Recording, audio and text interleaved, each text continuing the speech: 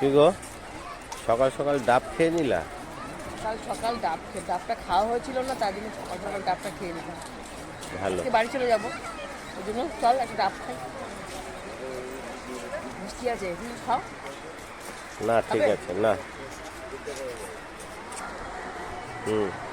শুধু ডাব না, আবার শ্বাসও আছে। এই যে, মোটা শ্বাস করে।